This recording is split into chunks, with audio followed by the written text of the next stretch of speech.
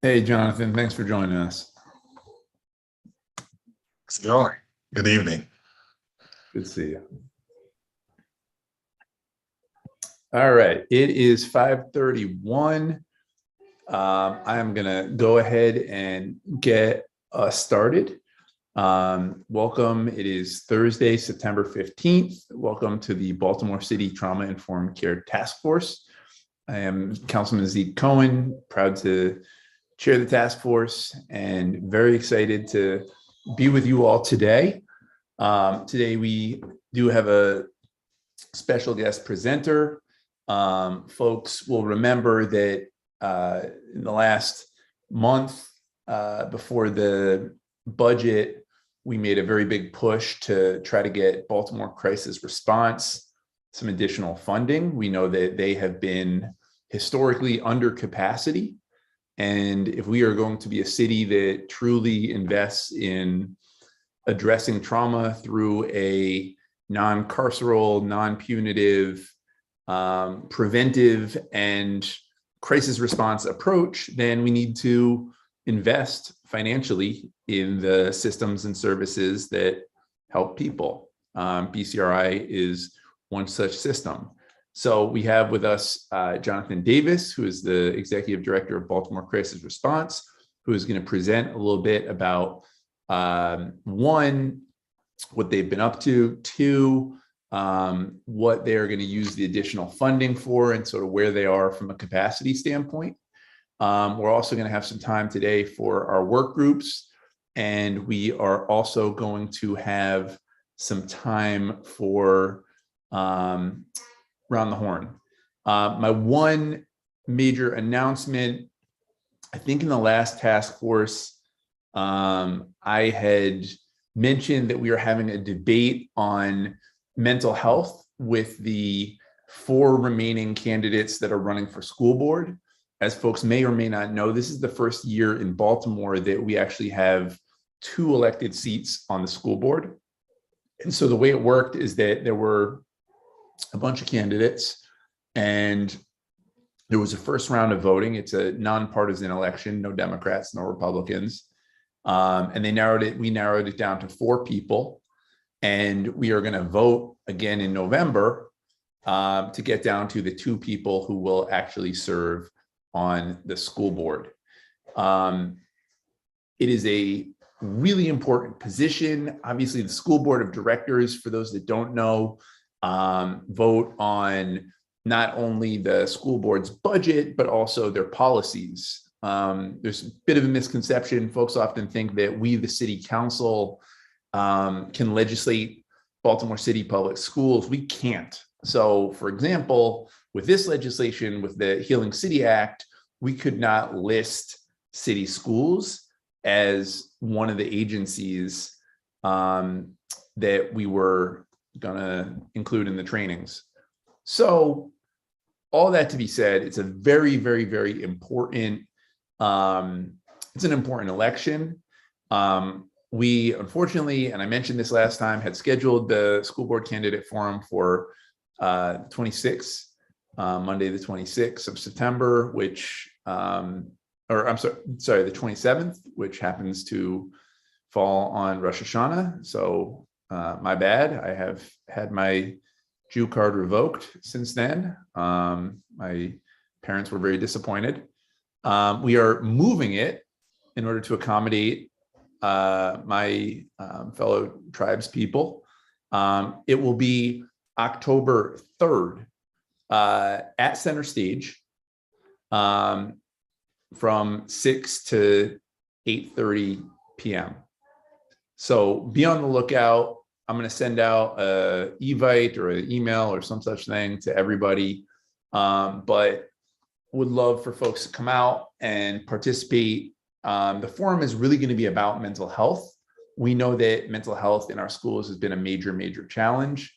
And we know that Baltimore has some incredibly innovative ways to address mental health. We were just a pioneer and leader in restorative practices, which has become a hot topic recently. We just held a press conference, and thank you to Fariha, and I think a number of folks on the task force, Dr. Kyla, some of the Healing Youth Alliance, to advocate for enhancing, increasing, and scaling the capacity of restorative practices in our schools. For those that don't know, and of course, Corey as well was there too.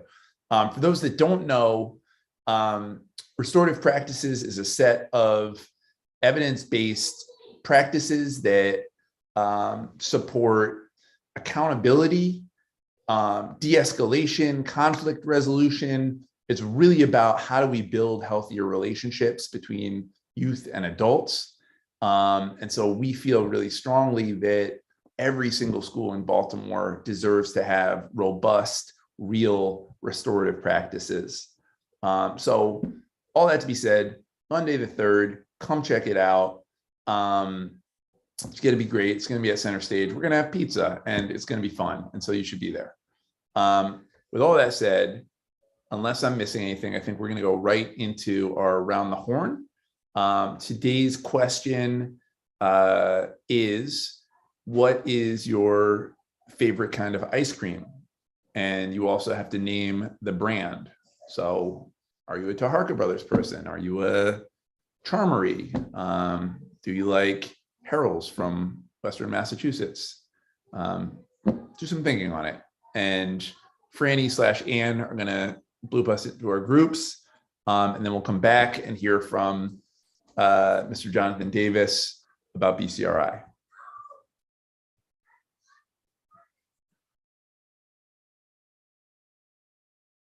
So you should have received invites by now.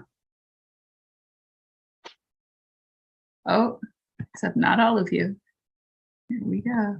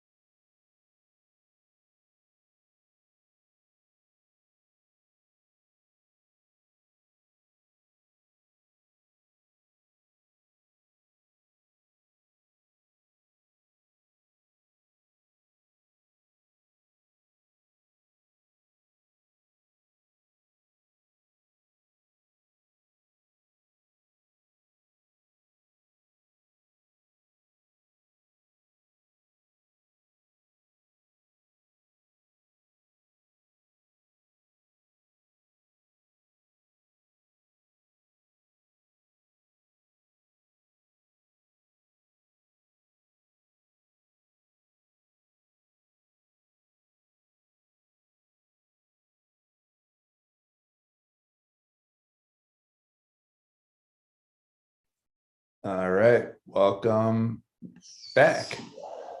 Okay. All right. So now that we did the ice cream thing, I am going to turn the mic to Jonathan Davis. Again, for folks that don't know, Mr. Davis is the executive director of Baltimore Crisis Response, BCRI. They provide mobile crisis outreach.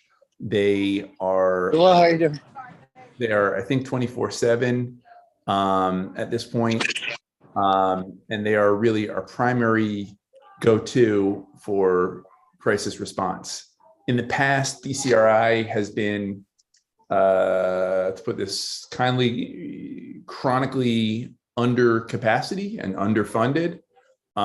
This task force made a really big push in the last budget to make sure the city contributes meaningfully to BCRI. And so we were able to get the mayor and us, the city council, to commit $1.5 million to BCRI.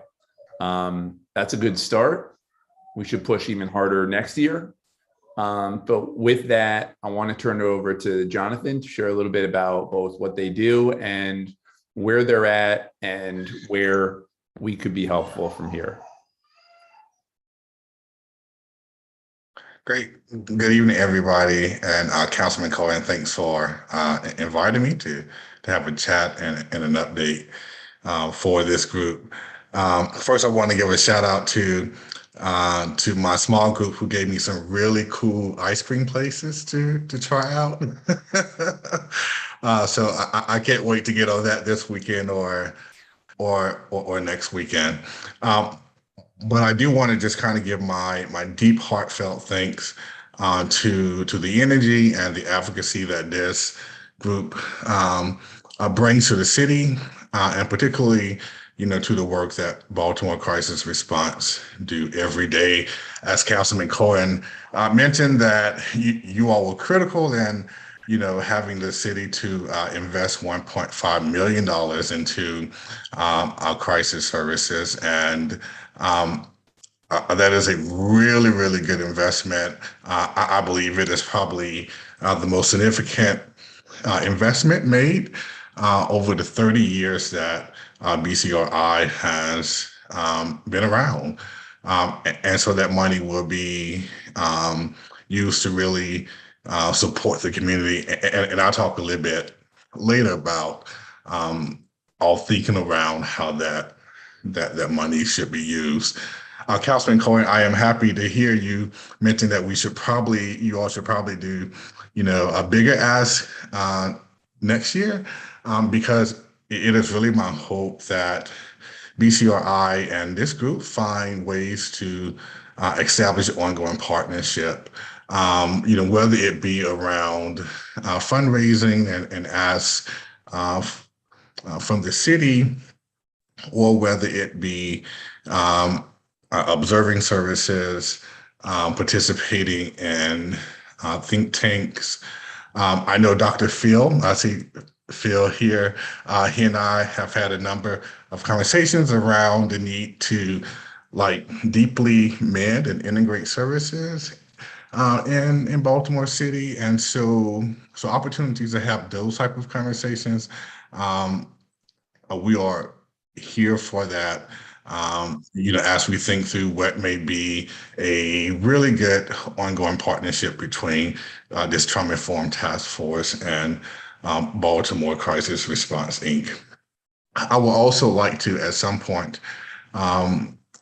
if feasible, invite you all out to BCRI so that you all can see the facilities and talk to the leadership team. And particularly talk to some of our frontline workers. I think it'd be really insightful for you all as you think about how to, partner with us and how to support the crisis service system more broadly in BCRI. Definitely open to that. It'd be a benefit on both sides. So I mentioned that we've been awarded the $1.5 million from the city, and we're super excited about that. We are working very closely with the mayor's office to figure out now how to disperse those funds. As you all know, city, government's processes are very long, but the mayor's office is working very closely with us to figure out the best disbursement approach so that we could start putting the monies to use. Now we are in the planning phase on how to best utilize those monies. I will say this before I jump into planning. I failed to note that BCRI is also working with 2 local foundations to support efforts in strategic growth. We talked about building capacity, but we want to build capacity in a way that is smart and that is sustainable. And so there's parallel conversations with foundations, local foundations, to kind of help with consulting around strategic growth. And so their involvement will play a significant role as well in terms of how we spend the monies. So all our high level kind of initial planning around utilizing those monies. One would be around outreach. We definitely want to have a more visible presence in the community. And again, not from some sort of marketing perspective, but providing services in the community. So for example, my heart was deeply broken over the shooting at the high school. I immediately contacted, the mayor's office to figure out how to support. And not only were my teams and BCARs were there in conjunction with school therapists, but my team has committed to do at least a weekly check-in with teachers and staff adults there around critical incident debriefing, because we know that this particular incident creates years of feeling sad and feelings of depression, and so we want to show a real presence there for the school. So we want to think through how can we be better present in communities, particularly in light of incidents like this. Not just something bad happened, we showed up and we left, but how do we show up, and also how do we continue to show some sort of support? And so that is one of the kind of things that we're looking at. We're also looking at how can we be better presence for youth. BCRI's primary service adults. However, with the expansion of mobile response team through Behavioral Health Baltimore, we will be able to very soon provide mobile response to adolescents, but we want to think about what are other ways in which we can be presence for youth, particularly from a crisis perspective. Councilor Cohen and I talked briefly yesterday about how there are no crisis beds for youth, and so there's a real opportunity there. The kind of other bucket that we're looking at in terms of utilizing the monies, is how to better support folks who are known in our community to have challenges.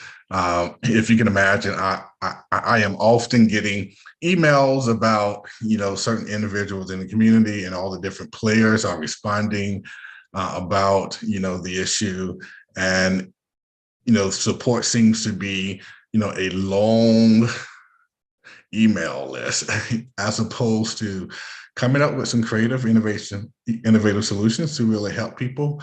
And so I am thinking through how can we provide some sort of community support where these very difficult, hard matters to think through, particularly people who've been around for a long time, how do we really support them? How do we get the ball moving on, thoughts and interventions to support them? So that is the kind of second bucket. For those individuals who are known by the community, how do we be better present for them? A third bucket that we are looking at is how do we be better present for our repeat callers? We do have folks who call regularly directly to our hotline, but we also have people who call regularly to 911 diversion. And so how do we, find ways to support them differently from just talking to them again on the phone? Maybe there's an opportunity to have some sort of face-to-face and community engagement with them and do some resource linkage and connections for those individuals as well. And then the last bucket is, how do we support expansion of mobile response? We know that mobile response is super, super critical because it really, not only reduces the footprint of police and communities, but it connects people to the most appropriate response for their needs. So those are the kind of 4 buckets that we are looking at to utilize the funds. We will have to draft a scope of work and submit to the city that they would then have to approve before moving to disbursements. But we do think that, it is in, the city's best interest that the monies is focused on being present in the community from those 4 perspectives. So that's where we are on the planning piece for the investment. The other 2 quick items I want to talk about before we get to questions is the 988 regional call center. You all may have known that 988 is here, and 988 is the number to call when people are experiencing a behavioral health crisis. I'm happy to announce that BCRI is taking lead on operating the regional call center for Central Maryland. We will be joining this effort by 2 other call centers to support with workforce, Grassroots and Sante Group. So the regional call center is one of these first strategies in the Crisis Now model to really have a robust crisis system. And so BCRI will be taking lead on managing that. Super excited about that. The official go live is coming soon. Possibly a soft go live around October, November, but definitely by end of the year to have a regionalized call center operating that will be connected with specialized high-tech technology to really support callers and also support with deployment of mobile response teams. And also the other item I want to bring to your attention is Mobile Response Expansion Grant. BHSB just awarded BCRI a grant to expand mobile response as well. And so this is why this 1.5 million is so timely, that we do have like these kind of dual investments coming to really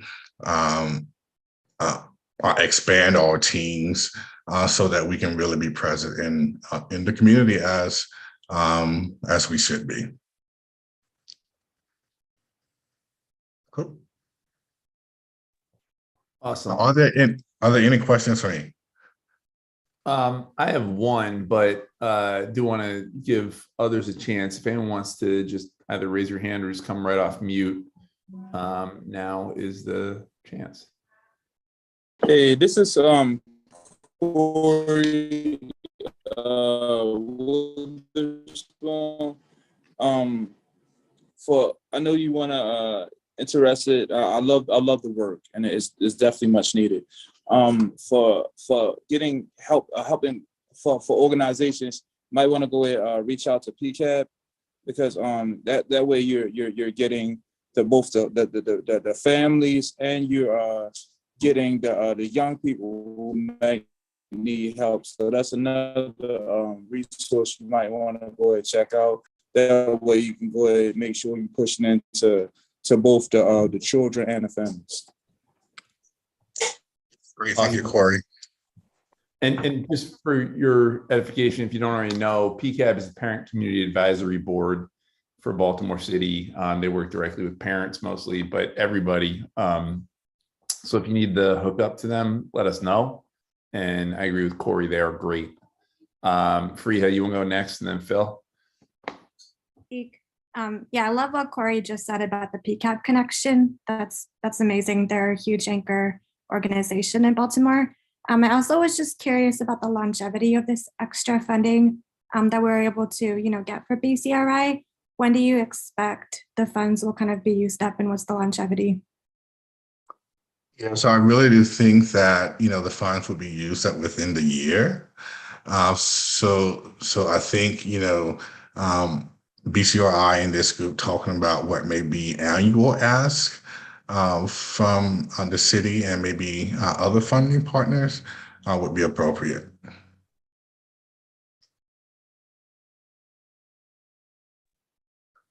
Yeah, and I would just say, it's my hope, and part of the conversation that we were having is like, for you all to leverage the city's money as a way to tap into state money. And because there is state money coming down, and there's GBRICS, which I know you all are going to be, I think, the lead part of, and foundation money. And so, it's usually a thing in this town where if the city shows leadership and like takes a step forward, then others will rally around it. So I would just say, Dr. Phil is the best in the business at talking to you about creating different funding sources. So I'll pass it over to him. But I would just say, I think real opportunity here for you all to leverage that money. Yeah, so I first just want to start and thank Jonathan. As I think was evident from his introduction and stuff, he really is very interested in talking with people, trying to facilitate collaborations, other kind of things. And I hope that he soon gets to move to Baltimore, live near one of our great ice cream places. And, I'm sure many of us will be glad to also show him some of the great restaurants, some of the great weekend things that are going on in the neighborhood. I mean, Baltimore, coming in and doing your work, particularly your kind of work, you're really busy. There's a lot of stuff. And I think of us as sort of an informal family that really can help you, move into Baltimore. I want to raise something. It's a slightly different aspect, but as Zeke has put in there are no crisis beds, particularly in the emergency departments for youth. Young people are staying, 8 days, 10 days. But beyond that, even using Johns Hopkins as an example, the hospital and across the street is the primary or pediatric center. It's not like the same organization, same people. Literally, there's a bridge also over the street, so you don't even have to go outside to get there. And we have difficulties setting up appointments for mental health services for people coming to the ED.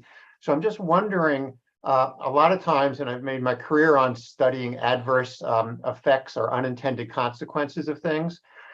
With the 988, which is we're working very hard, and I think your group's also been a very positive part of making people feel more comfortable about seeking services, reaching out to try to get services, providing information about how to get services. Yet we have things like not enough beds or coming in through these narrow, again, you'll be diverting people, but if the overall number increases, that means more people will be going to the emergency departments at shock trauma, at Hopkins, at Sinai, at all these institutions. So I'm just wondering, do you have any data, or I'm just trying to figure out what data are coming in, even informally, that we can hopefully, if be able to get on top of things, or figure out how we can be making some of these changes. I had a meeting with some of the providers this morning about some of these issues. But I'm just wondering, again, working with us, helping us helping you. I think people do want to increase the outcome and the resources, but I'm also concerned both with 988 making, again, a lot of information about you should try to get help. particularly youth who may have some significant problems. That as institutions, we don't really have the support, adequately staffed, organized support systems.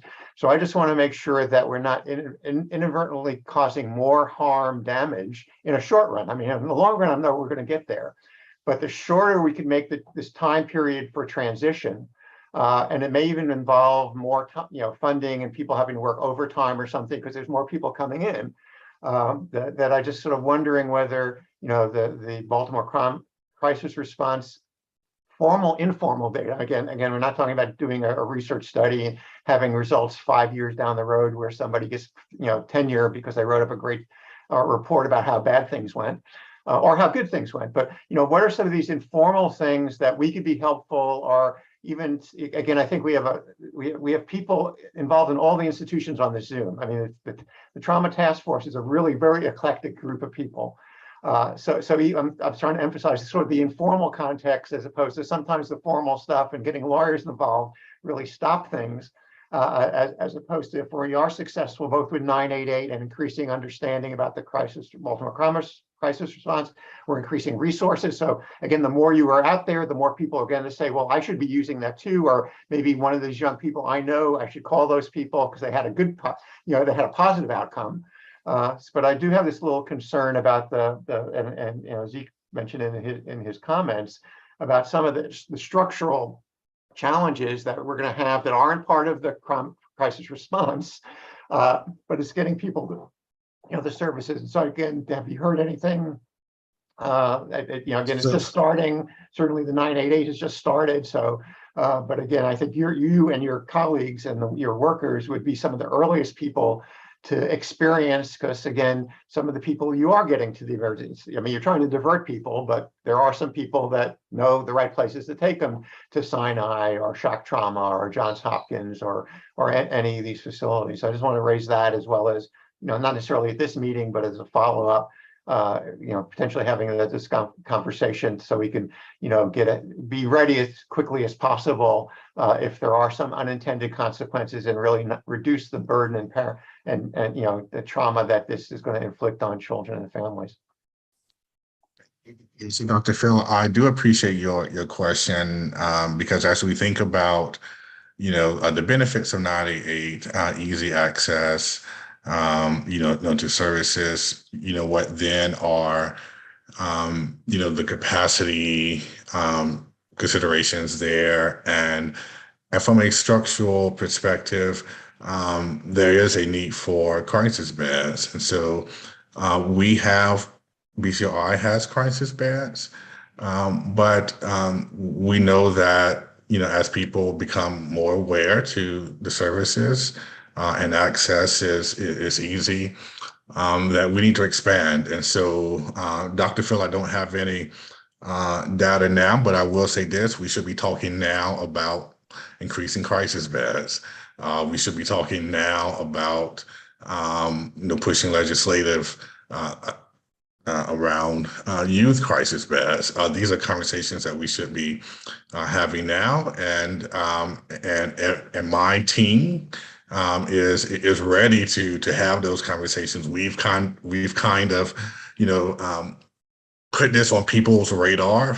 We've been saying this for a bit and a while now, and so some sort of group task force to kind of walk along with us, beside us in that conversation would be great. So. No, appreciate that. Sarah? Hi, I'm Sarah Van Remen. I am the Associate Medical Director for Psychiatric Emergency Services at University of Maryland's downtown campus, and I also work on one of their adult units. I think Dr. Leaf actually pretty much summed up what I was going to say with the exact same concern. Is people are coming in and more are coming in, and I have no place to put them, unfortunately, and we are very, very worried about that. And I would absolutely love to collaborate you and see what we can do to kind of have a better handoff system between the ER and crisis beds, between the police. Like, I would love to be a part of that when you have an opportunity to set that up.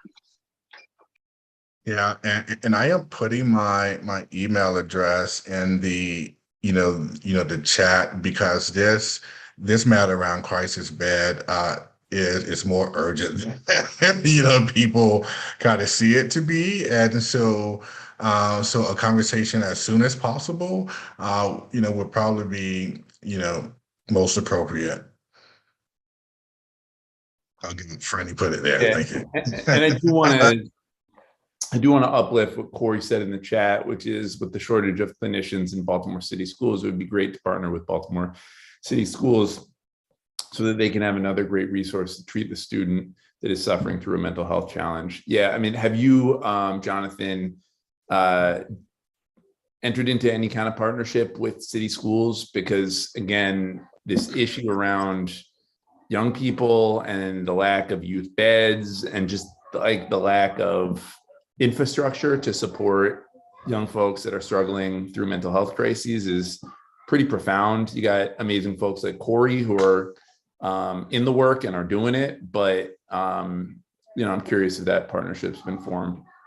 Yeah, so we haven't officially formed a partnership with the schools yet. I will say my work started off in school systems, and so I have a kind of affection there. When the most recent shooting happened, I reached out to the mayor's office and asked if they could facilitate a conversation so we can start talking about partnership, and so hopefully that conversation will be soon coming. Great. iPhone. Hey everybody, it's Nika. I just wanted to share an experience with 988 that community member shared with me. That was a little bit concerning in that they were attempting to have a welfare check conducted on a community member that they thought might be experiencing a crisis because of something that they had shared. And they went to the person's house. They wanted some support.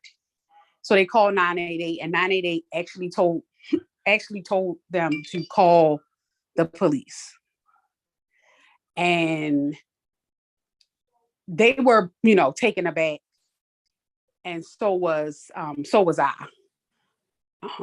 And so maybe, you can school me a little bit more or school us a little bit more on, when calling 988 is appropriate and when it isn't. But it just seemed really odd that someone calling for a welfare check on someone who potentially was experiencing symptoms of postpartum would be met with, "Oh yeah, just call the police." Yeah, so thanks for raising that experience. It sounds like an unfortunate one. I will say this: 988 is a national effort, and so it is not like a BCRI only effort. With that said, interesting enough about 988, 988 will route you to the call center associated with your area code. So for example, I have a 770 area code because I've had my cell phone for 22 years and I got it when I was in Atlanta. And so unfortunately, 988 will send me to a call center in Atlanta if I call 988. And so they are working on geolocation. And so I'm not sure what the timeline is on that because, again, this is a national a project effort and not, local. So hopefully that will help with callers being connected to local call centers who understand the nuances of the community and the resources there, who can then connect folks to more appropriate responses. Thank you. That does help. I'm not sure if the caller was aware of that, but I wasn't aware of that, and that does help to make more sense about what their response was, and it also helps. It will help us decide how we deploy, how we use 988, in the interim. Yeah. So thank you. And Nika, I would just say that I appreciate you raising that up. And I think that is actually something we should look into, like why that response was given, because that's not what 988 is supposed to do. I mean, it is explicitly for mental health and non-police response. I mean, sometimes they'll do a co-responder thing, but it's not supposed to be just punting people to 911. I will say that from my experience, I think part of the challenge is that, like Jonathan said, it's a national thing. And so like everybody's now using it. And it used to be with BCRI, it was like some funky number. It was like 410-622, like blah, blah, blah, blah. And that was part of the challenge, is like no one knew what their number was. And now it's just 988, which makes it easier, but it means they're getting deluged with like all these calls. All the And calls. Mhm. exactly. And I'm not sure they have the capacity yet, like if they're even staffed up enough to be able to handle it. So I think part of the challenge at the moment is just like this big national transition where we're actually trying to take this thing seriously and like normalize and socialize dialing 988 instead of just 911. But we're not there yet. So appreciate it. All right. I know Jonathan's got to go. So I'm gonna say Lydell, and then we'll cut it, and I'll hit you up later. Cool. Cool. Thank you for the time. I guess it was just like a kind of follow up on this, but I'll also follow up to your email if you don't have enough time to answer here. But I'm just curious about the mental health response. I guess or the emergency response. Because I looked through the website a little bit. It was just I see that there are certain instances where y'all might send out an individual, I guess, to do like a wellness check, like Nico was just talking about. And I just wanted to get a better idea of, there are certain situations where like we might need like a conflict mediator or someone with that skill set to be able to come out, especially with a few, I guess, PPE and pantry initiatives, and the target population for those initiatives are usually folks that like living on the streets or using substance, or might be, but the pantries are usually partnered with community organizations, and we don't obviously want to call the police on in certain situations. So we've been trying to think through this. We're aware of the mediation center, but wanted to know if you all are partnering with them intentionally, and who comes out if there's a certain situation where we need a person. Yeah, so from my understanding, we don't partner currently, but I do think that would be a great opportunity. And Liddell open to like having some ongoing conversations about how to make that happen. As I mentioned earlier, as we think through the planning for this 1.5 million on how to be better present in the community, I think this is,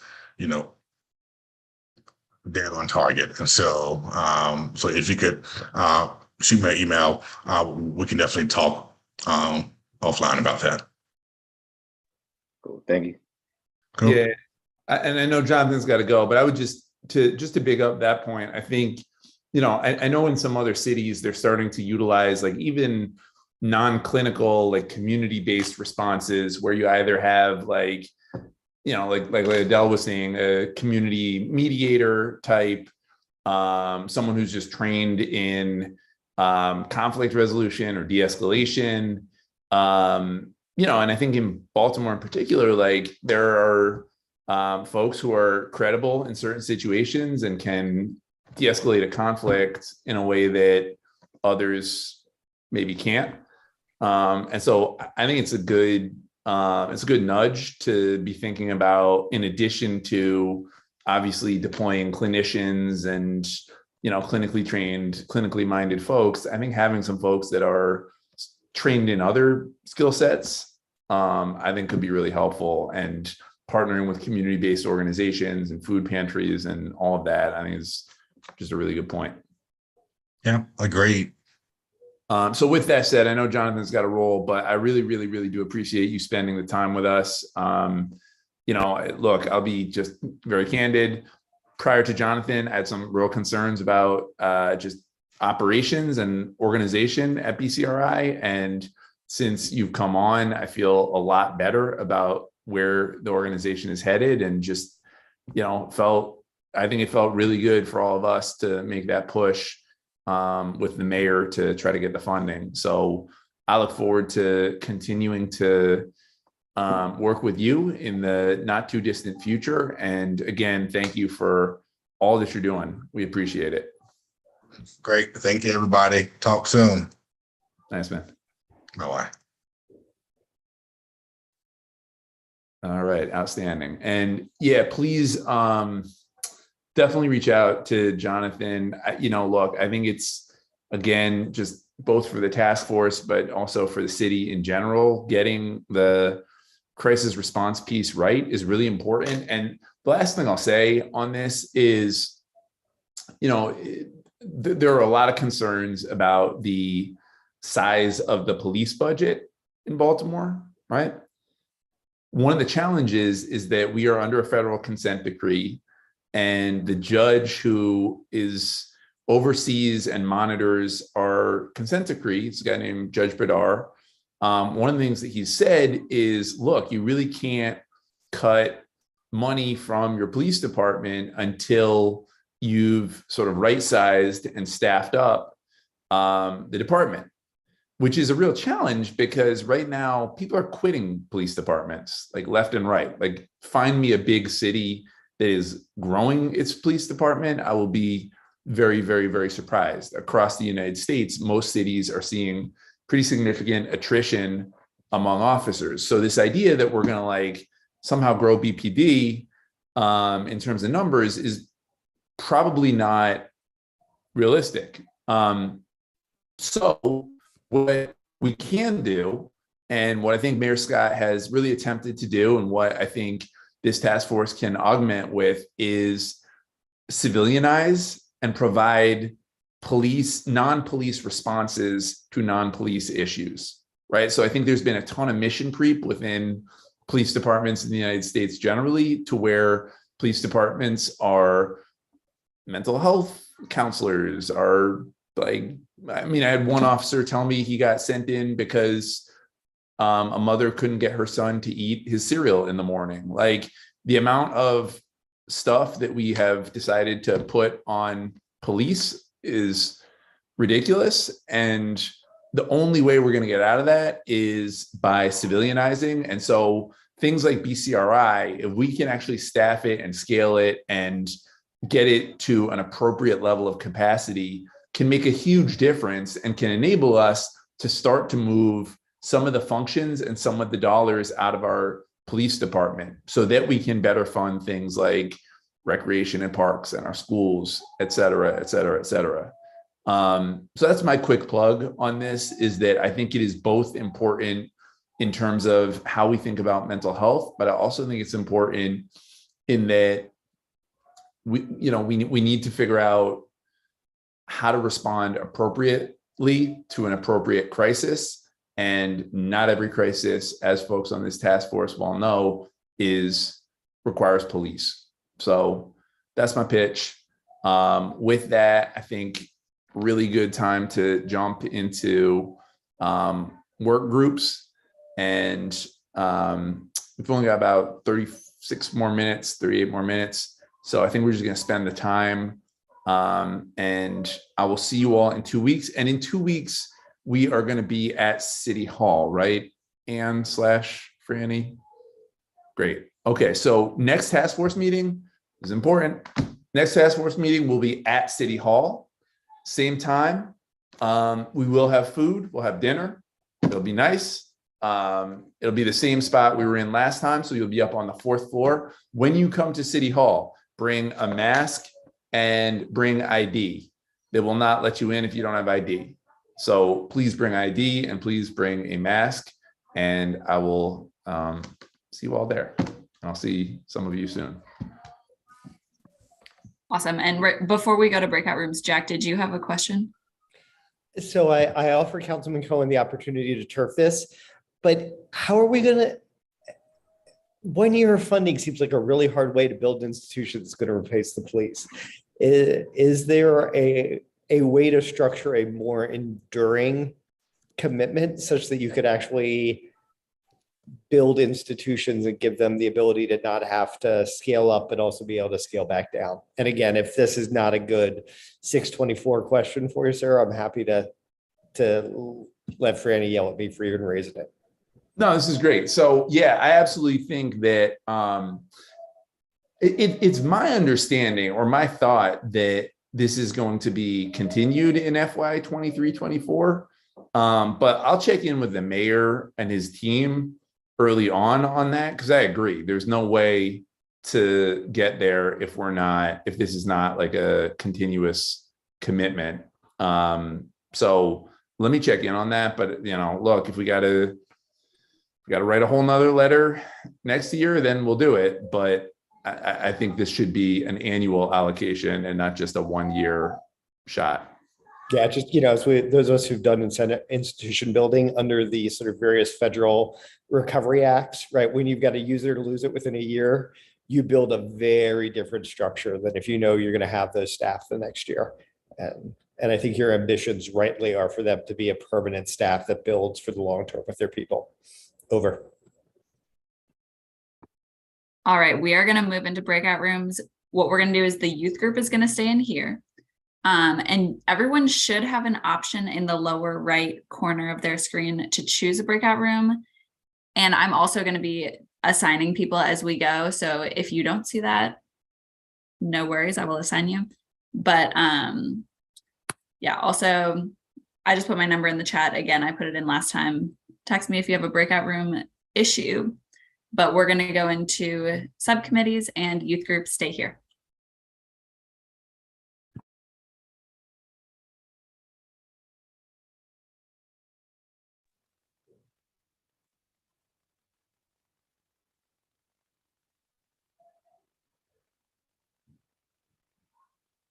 I think this is it.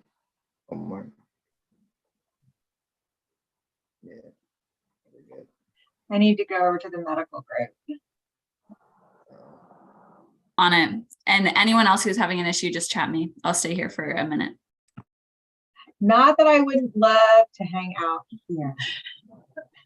I was going to say, this is the cool kid group. Wow, yeah. You know what? I actually have zero doubt about that at all. I feel like this is probably the fun, cool group, but we're going to go talk about how to deal with medical. Bye.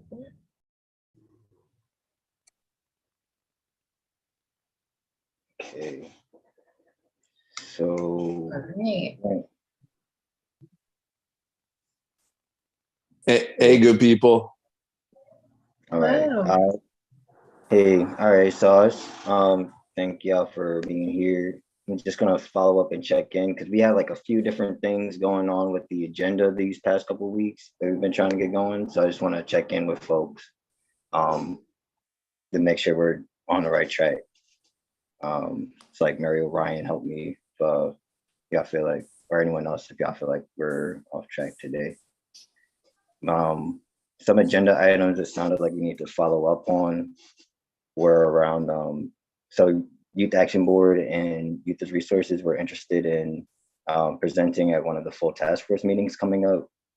They've prepared on the back end, and it sounds like November 17th is potentially going to be the day that works for them to be able to present to the full group.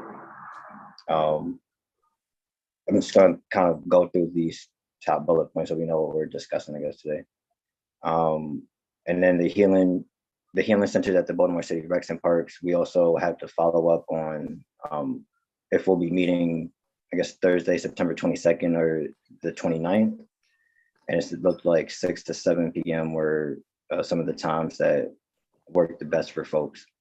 So those are like two of the main initiatives that we've been working on moving forward. And also just want to make a note too that I know folks were interested in the youth employment initiative. And so I wanted to check in on that. I got in touch with Tracy Esteps from African American Male Engagement, and they're putting together a work plan around the squeegee workers. And so I was curious if folks want to check in on that as well. And also there was the recent shootings at Mervo and Carter.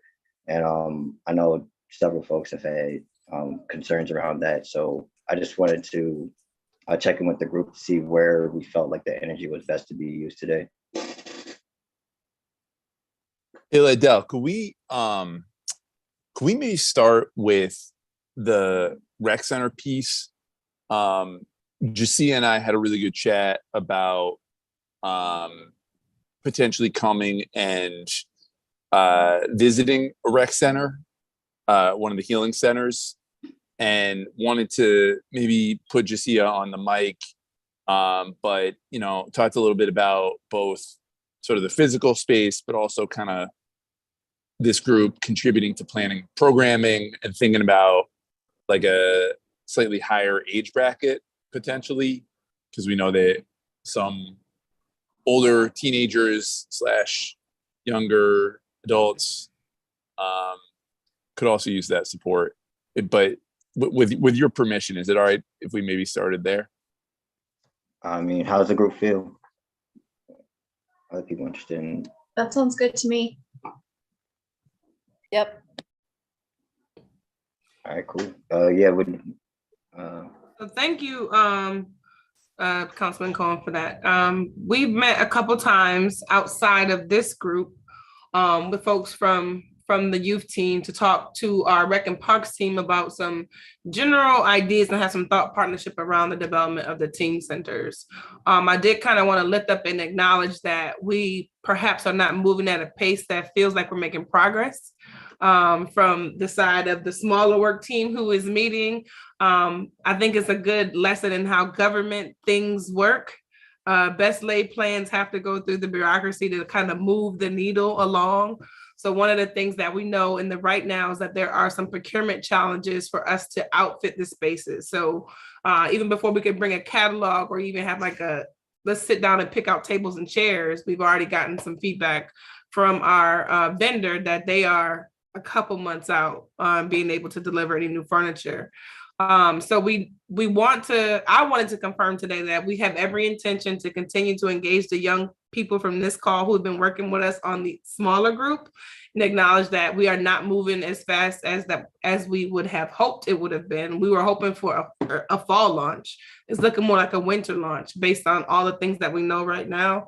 And then the other thing I want to kind of lift up as something that I'm trying to balance is the last time we had a teen thing for Rec and Parks, the teens who currently use our spaces gave us some valid critical feedback that we were talking to teens who are not engaged in our spaces.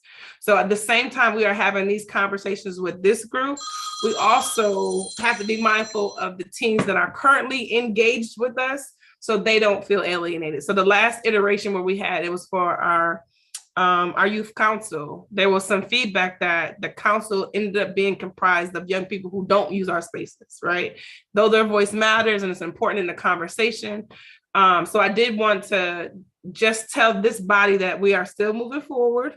The plans to launch our spaces are still being worked out, and we will still have teen input, including the people on these calls are young people, in both the design of the spaces, the programming that will go there, and ultimately the teams that will work in those spaces. So the BCRP team is very aware and very excited about the partnership, and they thought the conversations that we've had over the last 7 months have been helpful. But we want to make sure that we're not just wasting time because we know about some external delays. So we don't want to keep meeting and there's no progress being made, but and thank you, Zeke, for lifting it up for me to make sure that we value the input. It's important to the work that we're doing.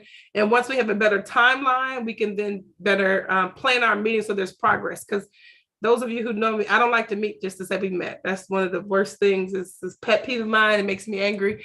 So I don't want to waste anybody's time while we're trying to firm up the stuff on the Rec and Parks end. Dr. Phil, I did see your hand raised and get a question. I think you're on mute still.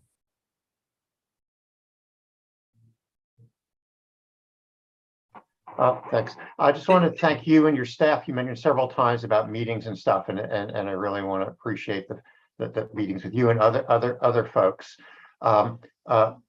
Given that this was the youth work group, and now we've been, again, I think had some productive discussions around how to, interface with, one of the next steps is really making it so that a work group as part of the committee, and we go to your, if you have a work group within Rex that are working on this, we want to go to them. I mean, I think, us meeting every 2 weeks when you have a group of young people that have already been involved in other things, I don't think the implication was that, so the only time we talk is here. And given that you have an organizational structure, it seems like a perfectly good thing to try to figure out how do we support what you've already put together, and doing that as one piece.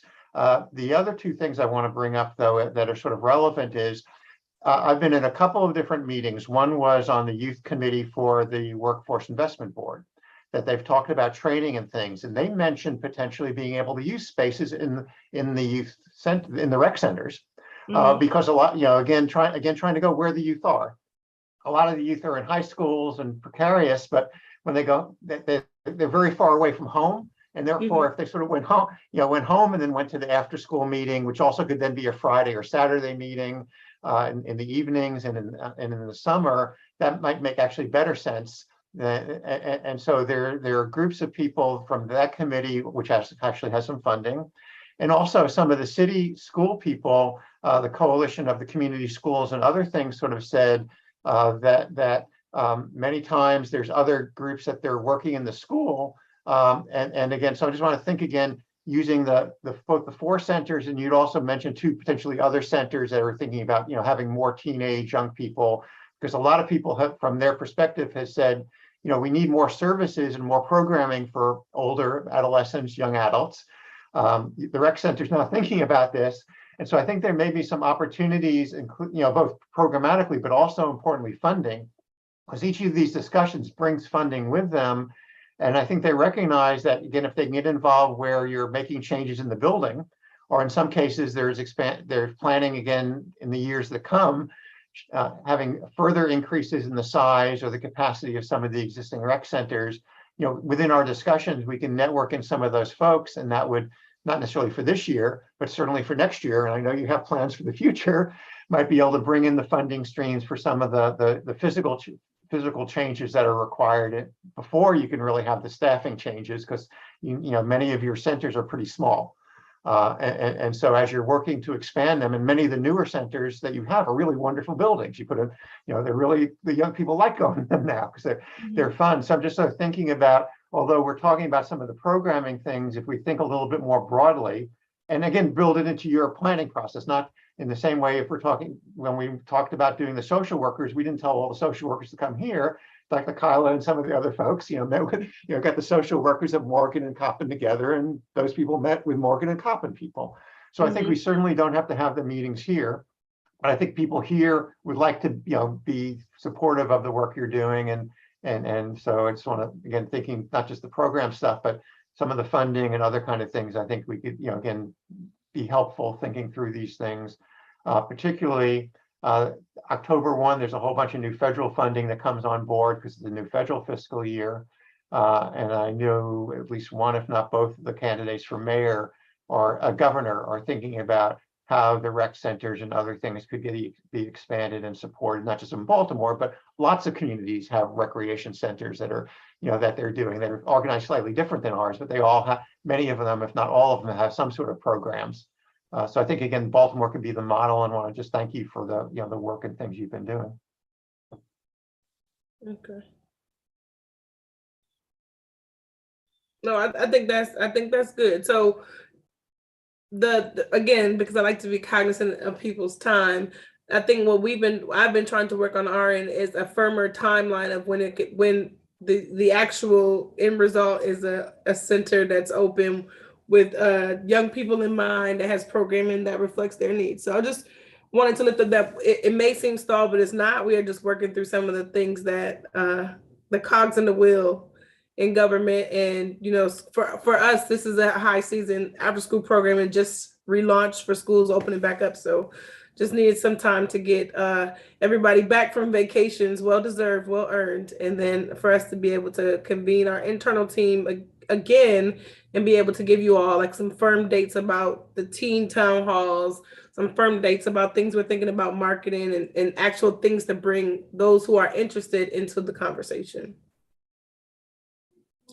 And Dr. Cassie, your hand raised too. Thank you. It's nice to see you. Nice to see you.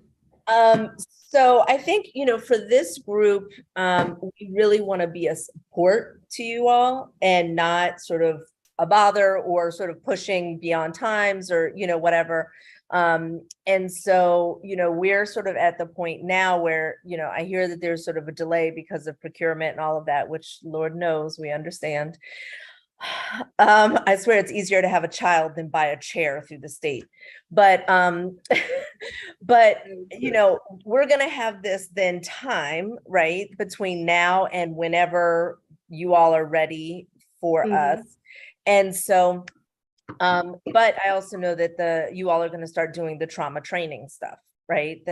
So, and it's fine if you're like, nope, but is there something between now and when furniture arrives and you're like, yep, now we need your help? Is there anything that you would like either us as this group to support you all in to help with that trauma training and support you all really absorbing that?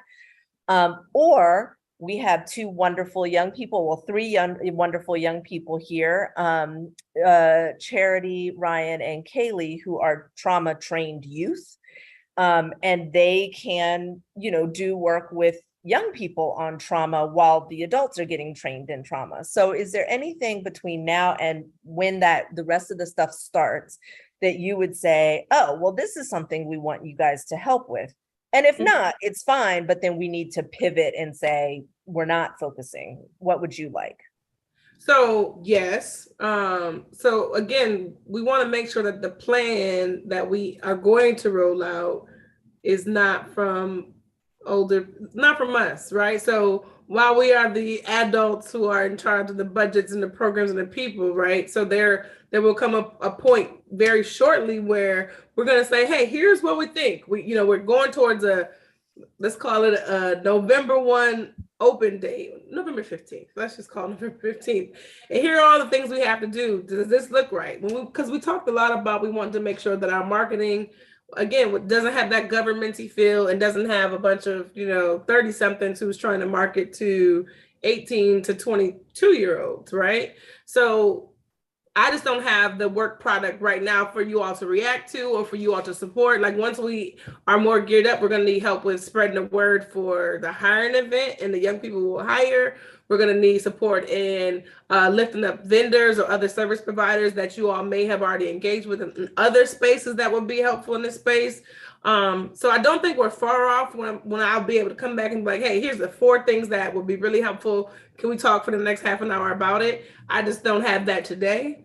And I don't want the feeling that we're not making progress when we are. So I would rather pause and wait till I have meaningful asks before to just keep saying, yeah, we're working on teen centers, because that gets tired and I'm tired of saying it. So I would like to get to a space where we have some actual hard asks, like this is what I need. Here's what we think that young people or the people on this group could lend us to move in the narrative forward. Because right now we have what we believe is enough money to outfit the spaces. We believe we have funding to staff it with young people. So it's not a dollars and cents thing right now. It's just a process thing. That's very helpful. And anything, we are the trauma task force, Yes. and trauma youth. And so there's a lot of expertise around trauma. We really want to stay away from like market that we're open, market to hire people, because okay, but we really want to help you all with becoming a healing centered space. And so, yeah, I'll just throw that out. Like, thank you for that clarification. I think I just had an aha moment. Like, yes, yeah. Okay. Awesome, thanks. I'll pass it to Zeke. I see his hand was up. Yeah, thanks, Dr. K. Thanks, Jasia. And let me say, I also consider myself a young person, even though I am tipping in the direction of 40, but still young at heart. Yes. Yeah, look, I think to sort of put maybe a fine point on what Dr. K is saying, and maybe even split the difference with what Jasia is saying. I think could there be an opportunity for the council that I know works with Recreation and Park and some folks on this subcommittee, particularly the young folks, to maybe do a visioning session with senior leadership at Recreation and Parks to just kind of imagine what programming could look and feel like. Because I think that, what Dr. K was saying around, not necessarily wanting to be like a marketing wing, but I think the way to get that like youth investment and buy-in is give people some say-so on the front end, and think about what the type of programming or what the type of mental health supports or what the type of art programming or whatever we're going to put in the space. What I think would be kind of revolutionary for Baltimore would be to really center young people in that, and just elevate their voices to kind of drive it forward. So that, I think that would kind of be my ask is could we do like a visioning session, with follow-up and with expectation that stuff will get done, but that gives young people some real self-determination how these healing centers or teen centers are constructed, and not just like physically constructed, but what they look like, what they feel like, what the programming looks like. I think, to Dr. Kyla's point, between now and when you get the furniture, really could be a good time to have that conversation.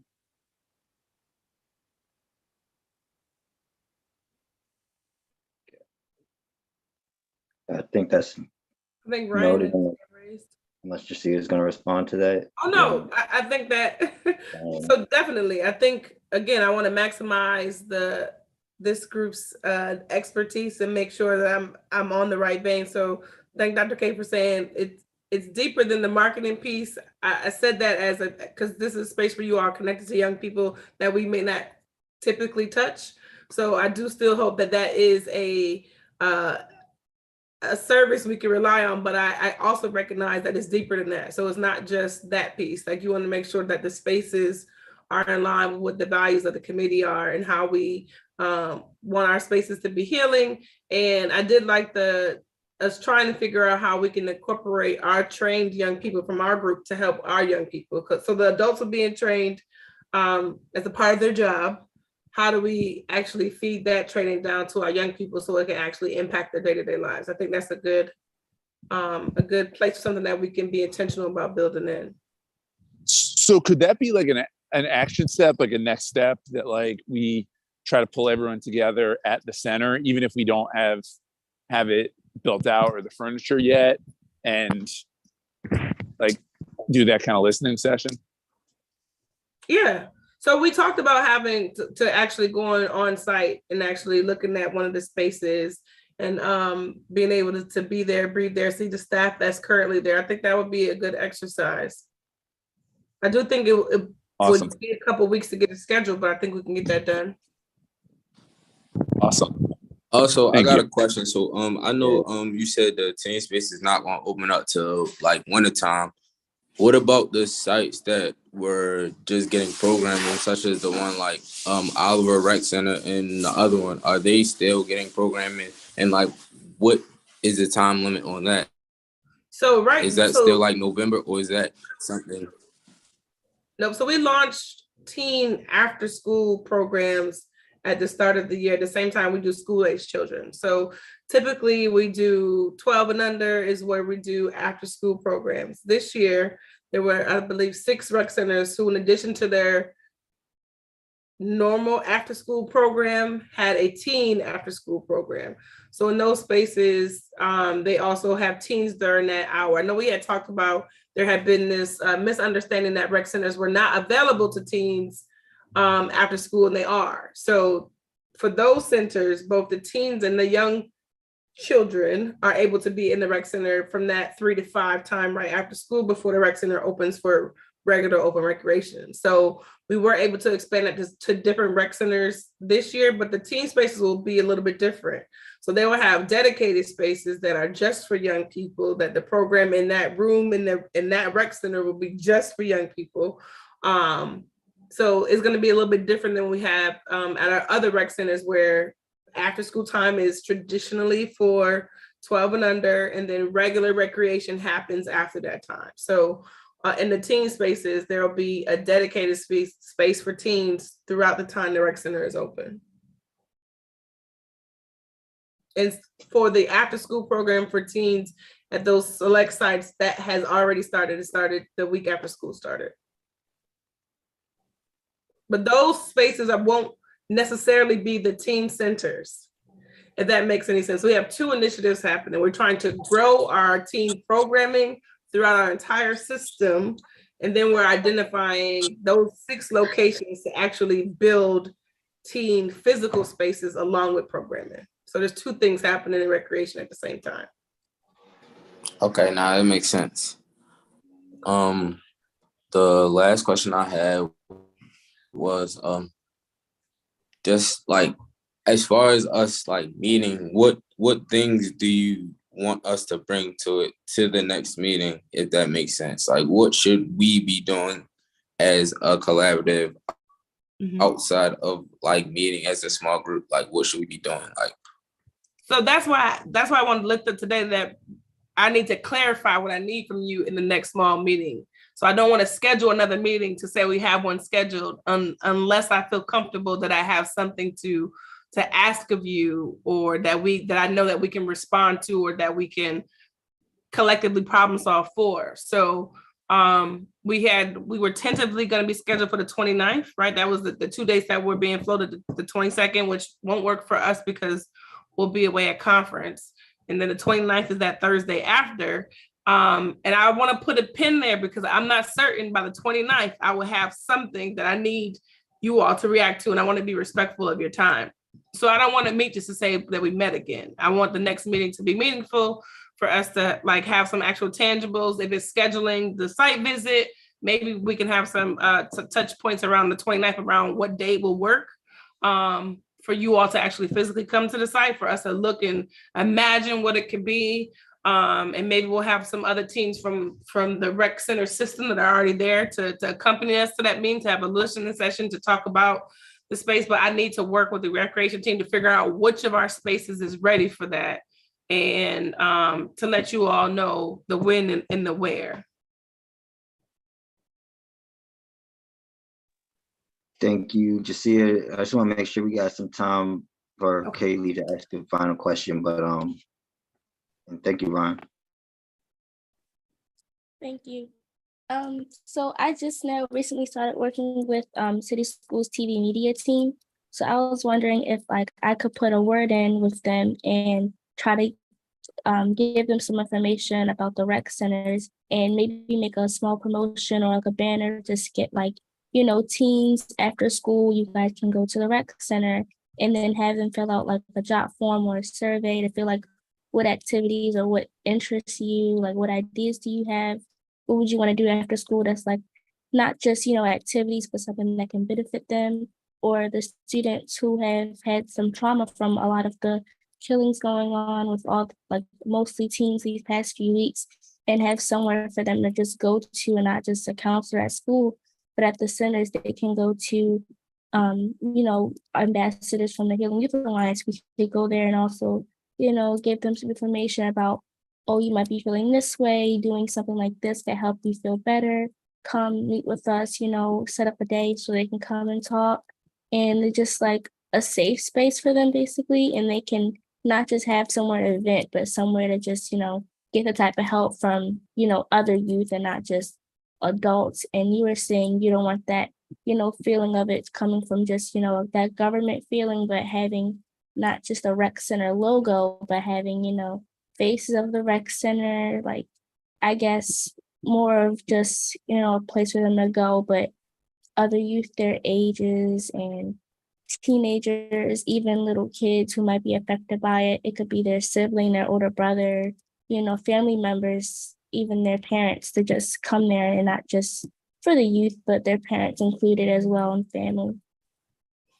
Yep, and I'm gonna say one more thing that I promised I'm gonna be quiet. So with the incident at Mervo, this is lifted up for us as an organization of areas for opportunity. So the incident at Mervo, we got a call from the administration asking us to open up some of our spaces to allow young people who didn't want to return to school to come to rec centers to have school with us, right? To go to their class day with us, which was a good idea, a good reprieve.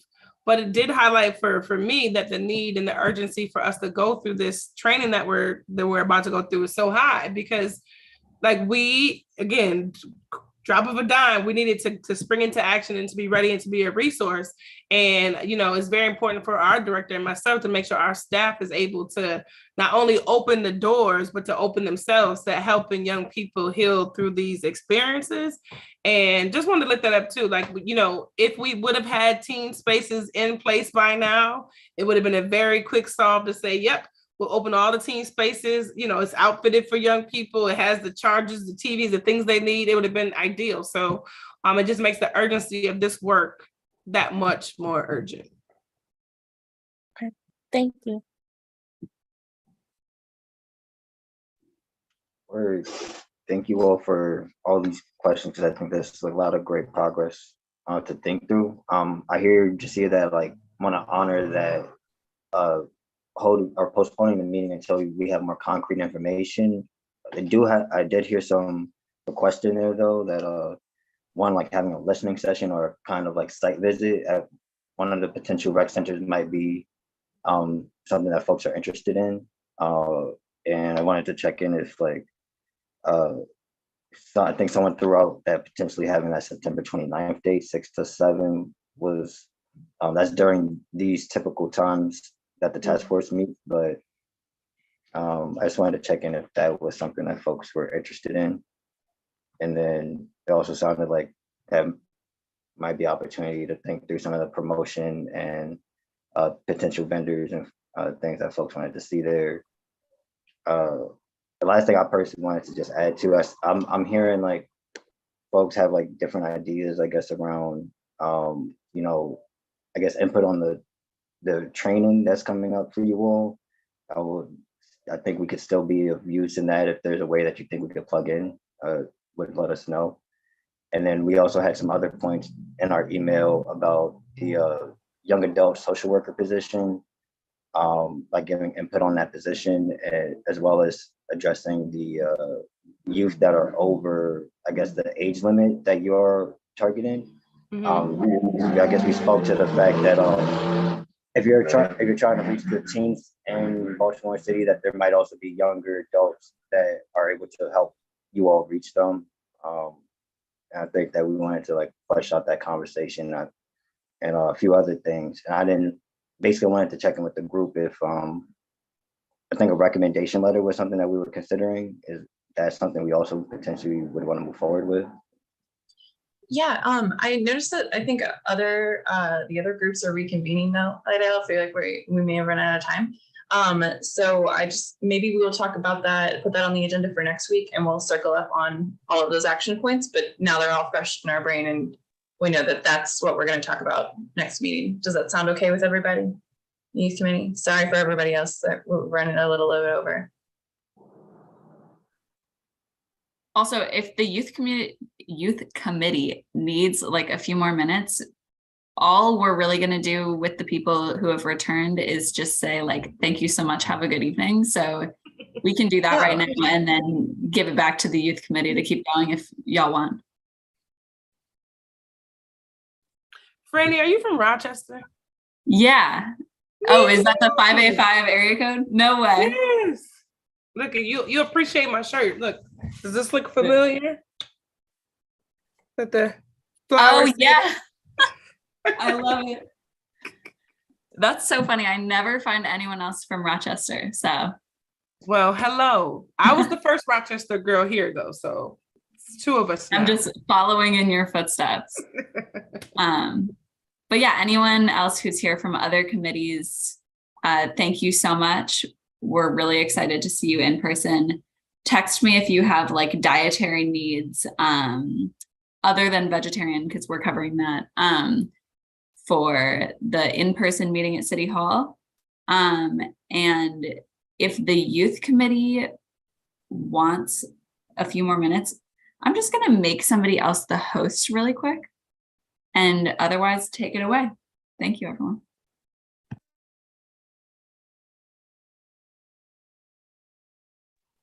My bad. I didn't realize everyone was flipping. Yeah, I just wanted to check in on like, I guess the action items or next steps. Like, we were kind of throwing out like September 29th as a potential site visit. It sounded like, instead of a meeting.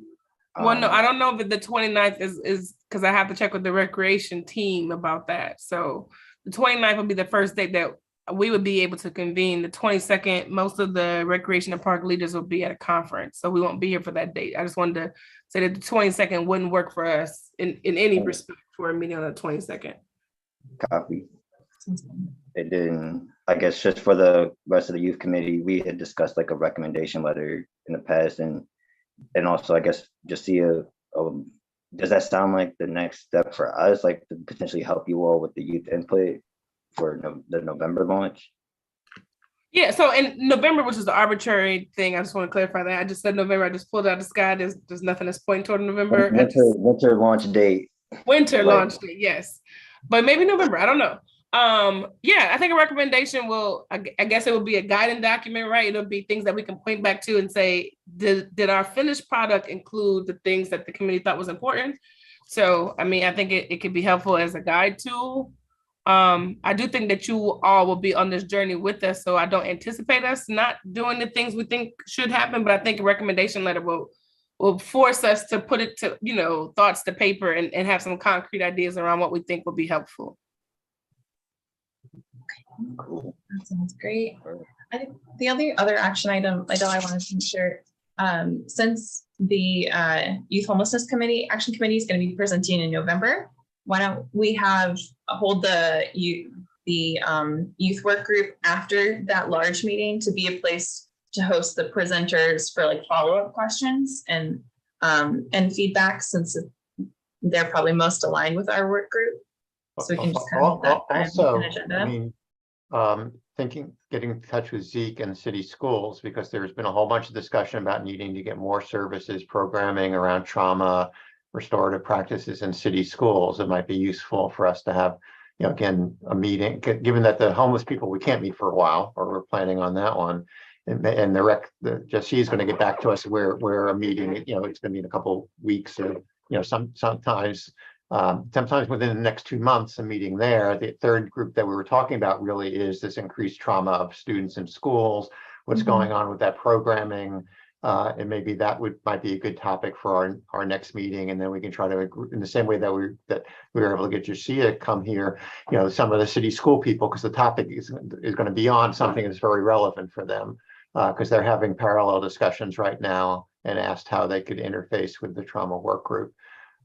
So again, just suggesting that when we meet next, that might be a topic, because we're not going to do the homeless part, we're not going to do the rec center part, but another thing that both Zeke's talking about and other things are increasing these fundings and programming for trauma within city schools, and hearing from them, what are they planning on doing? And who is leading that? What is that? Yeah, and I'm confused too, because I don't think we're not moving forward with Parks and Rec, Dr. Leaf. I think that we're just recalibrating what areas we're working on. And I think I'll even mention that we're going to be talking about potentially a recommendation letter for Parks and Rec moving forward, and like streamlining what strategies we're recommending, and Josiah recommends with her expertise and getting those hammered out. So I don't think that we're not moving forward with that initiative. Well, I thought an important point was we wanted to hear from the young people, and I don't think it's appropriate for us to write our recommendations before we've had that meeting with the young people to provide what it is that they think should be going on. I mean, we've had this discussion before, that we need to hear. Kylie's on now, but we need to, I think, before we make recommendations from this work group, we need to have a session where we've had multiple young people talk about what they see the issues and things are from the rec centers. And I thought that was what they were thinking, setting up with that one site. But I don't think we can, we can go meet again, but the other thing is very it's back to there, all these meetings that are going on, and the trauma task force can have an opinion on it or not, but there's going to be these meetings, and I think we need to get together to figure out, what it is that we want to be supporting around the restorative practices and the trauma things that are going on. There's going to be a city council hearing on it.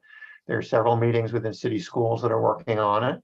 And I think this is the right place, the youth committee is the right place to bring it. But again, if it's not what people want to do, that's fine. There's several other groups that are already also doing it. We don't have to do it.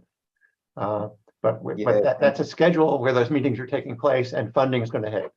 And so we can. I hear that. Could I like read what you're talking about? Cause I just can't really, it's hard for me to really understand what this would look like beyond like understand that it's a funding initiative. Hi, Lucia. Thank you so much for coming tonight. Sorry.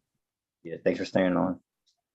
Yeah, if you could send more info on that, because let's get together and figure out how to word it. I don't think it should be worded the way I word it. It's it's worded that best reflects what people want to do. Yeah, so if you could send the info on that, then I could read up and better understand what you're talking about. Then we could reconvene and discuss that. But the last thing too, so like next week we want to talk about the recs and parks. I think we're internally gonna have a follow-up planning meeting, and then I think we have like the recommendation letter as the next step, and then next week too, I invited Tracy Esteps from African American Male Engagement, and she should be able to come out.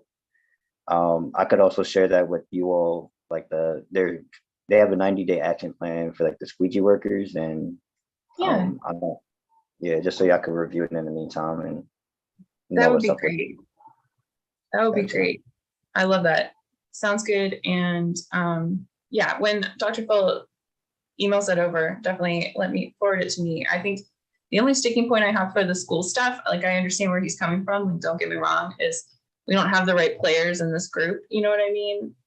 And if he can bring people from the schools into this meeting space, I think it's productive. But if not, I don't know if it's a productive space for this particular work group to talk about changing school policies. You know what I mean? None of us have that kind of power.